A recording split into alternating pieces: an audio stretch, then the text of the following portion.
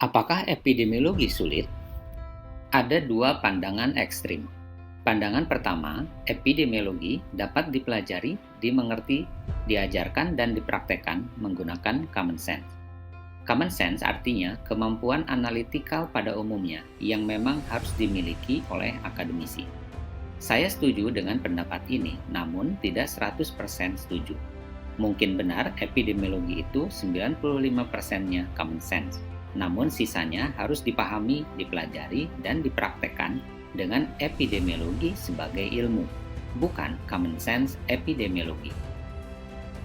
Kenneth J. Rothman, seorang epidemiolog modern, memberikan beberapa ilustrasi. Swedia mempunyai kualitas hidup lebih baik dari Panama.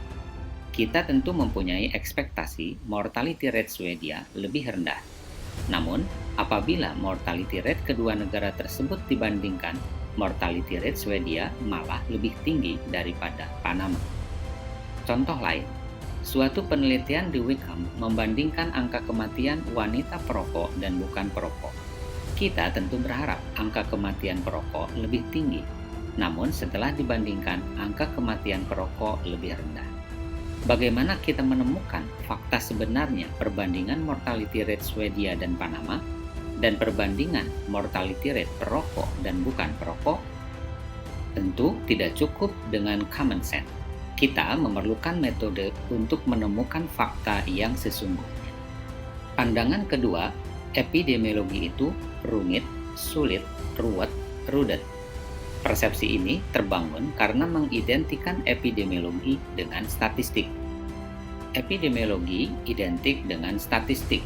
Teringat epidemiologi, langsung teringat statistik dan simbol-simbolnya. Bahkan ahli epidemiologi dikenal sebagai ahli statistik. Padahal epidemiologi berbeda dengan statistik. Statistik adalah tool yang sangat berguna yang memang sering digunakan epidemiolog. Namun epidemiologi bukan statistik. Lalu, bagaimana sebaiknya kita memandang epidemiologi? Pandangan yang benar adalah melihat epidemiologi secara seimbang, tidak melulu common sense, dan juga tidak melulu statistik.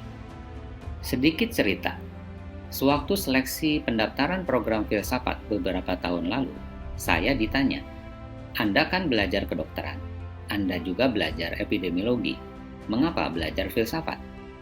Saat itu saya jawab bahwa kedokteran, epidemiologi, dan filsafat saya maknai sebagai metodenya, bukan substansinya. Dengan belajar 3 ilmu tersebut, berarti saya belajar 3 metode. Dengan menguasai 3 metode ini, saya berharap bisa mengunyah dan mencerna beragam substansi sehingga menghasilkan sesuatu yang baik.